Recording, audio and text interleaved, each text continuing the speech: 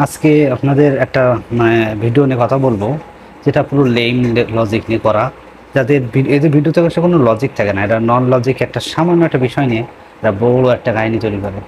তো সেটা নিয়ে আজকে আপনাদের সামনে কথা বলবো। আচ্ছা আচ্ছা ঠিক আছে। আচ্ছা, এই ফকিন্নির বাচ্চা, প্রথমে ফকিন্নির বাচ্চা দিয়ে শুরু। রাখলে আমি আমার গাড়িটা কি করে বের করব? এক্ষুনি ব্যাগটা সরা এখান থেকে। আচ্ছা, আমি সরাবো। আমি সরাবো মানে তাহলে কে সরাবে?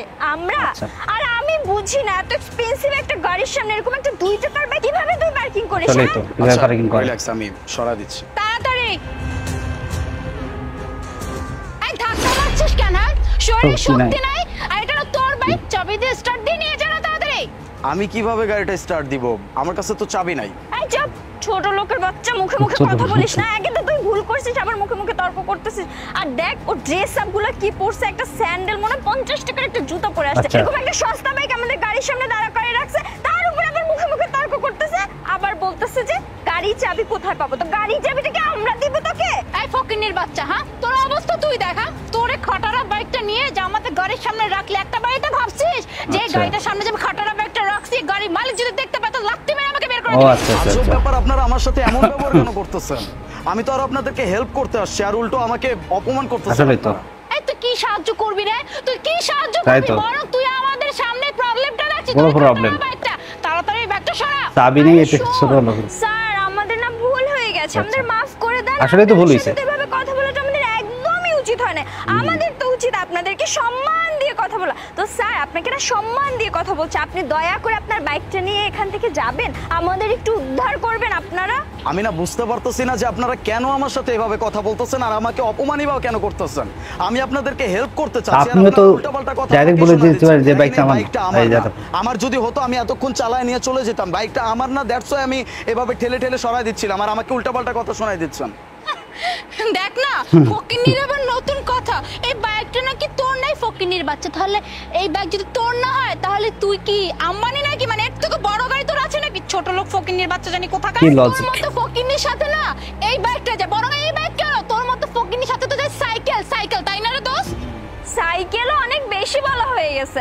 আমার তো মনে হয় ওর মতো ফকিন্নির কাছে রিকশা থাকাটাই মনে হয় ভালো। সরি ভাইয়া, বাইকটা আমার। মেবি আমার বাইকের জন্য আপনাদের প্রবলেম হচ্ছে, আমি বাইকটা সরাই দিচ্ছি।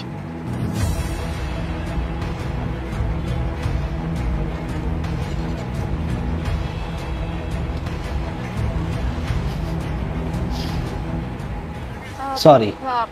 সরি অ্যাকচুয়ালি ভাইয়া। What actually? আর সরি কেন বলতেছেন? এতক্ষণ যাবত যা ইচ্ছা তাই বলে আমাকে অপমান করলেন। আমি আপনাদেরকে বারবার বোঝানোর চেষ্টা করতেছিলাম যে বাইকটা আমার না, আমি আপনাকে হেল্প করার জন্য বাইকটা সরাইতে চাচ্ছিলাম, তারপরেও আমার কোনো কথাই শুনলেন না, উল্টো আমাকে অপমান করলেন। আর কি যেন বলছেন আমাকে?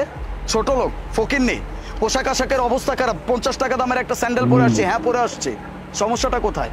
আমি এরকম পোশাক আশাক পরতে কমফোর্ট ফিল করি, দ্যাটস ওয়াই আমি এগুলো পরি। তাই বলে এই না যে আমার পোশাক আশাক দেখে আমাকে জাজ করবেন, আমাকে যা ইচ্ছা তাই বলে অপমান করবেন। প্রত্যেকটা মানুষের পার্সোনাল চয়েস আছে, এইটা আমার পার্সোনাল চয়েস। আমি এভাবে চলতে পছন্দ করি, দ্যাটস ওয়াই আমি এইভাবে চলি। আমার পোশাক আশাক কিন্তু আমার পরিচয় বহন করে না। আমার পরিচয় বহন করবে আমার ব্যবহার।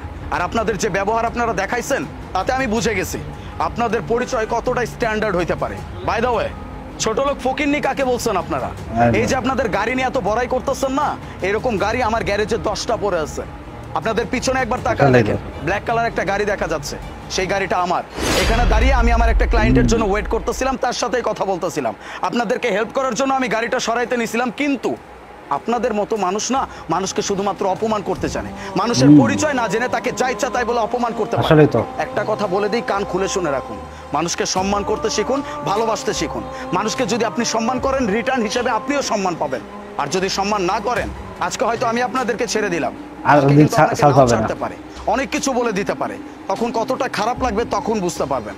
যাই হোক, যেটা বুঝাইতে চাইছি আশা করি সেটা বুঝতে পারছে। ভালো থাকবেন।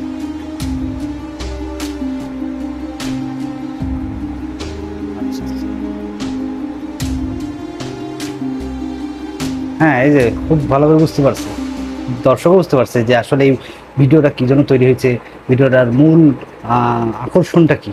এটা দর্শক ভালো করে বুঝতে পারছে যে এটা কোন আকর্ষণে তৈরি করা হয়েছে, এটা কি শিক্ষা এটা সমাজের জন্য দিতে পারে, এটা শিক্ষা এবং যে নীতি, সেটা মানুষ খুব ভালো করে বুঝতে পারছে। আসলে এতক্ষণ ধরে যে 3-4 মিনিট ধরে এত বড় একটা ঝগড়া হয়ে গেল, এটা আসলে মানে সমাজে এটা হয়, এটা আসলে বাস্তব। আমি চলতে ফিরতে দেখি, হুট করে এসে বললাম যে ফকিরনি এই তোমার বাইক এখানে কেন, তুমি সরাও, তোমার বাইক তুমি সরাও না কেন, চাবি নেই কেন, এই আবার মুখে মুখে কথা কাইতে, চাবিও নাই নিজের কাছে। আহা কি সুন্দর একটা মানে কনভারসেশন, এত সুন্দর কনভারসেশন আসলে হতে পারে না, এর চেয়ে সুন্দর কনভারসেশন আর হতে পারে না। তো এটা আসলে আমি অনেক কিছু শিখলাম যে বাইক যদি আমার নাও হয় আমাকে বকা খেতে হবে, এবং যাদের গাড়ি থাকবে বড় লোক তারা এসে আমার হুট করে এসেই বলবে এই ছোটো লোক তোর বাইক সরা, তোর তোর জুতোর অবস্থা খারাপ, তোর জুতো 2 টাকা দাম, তোর জামা ছেঁড়া, তোর চুল উল্টো পাল্টা, তোর মোবাইল নাই, তুই এবার বাইকে চাবিও নাই, তোর কাছে বাইক থাকবে কিন্তু তোর কাছে সাইকেলও থাকবে না। হ্যাঁ এটা আসলে বাস্তব, এটা আসলে বাস্তব একটা জিনিস। ঠিক আছে, থ্যাংক ইউ, ধন্যবাদ, আসসালামু আলাইকুম।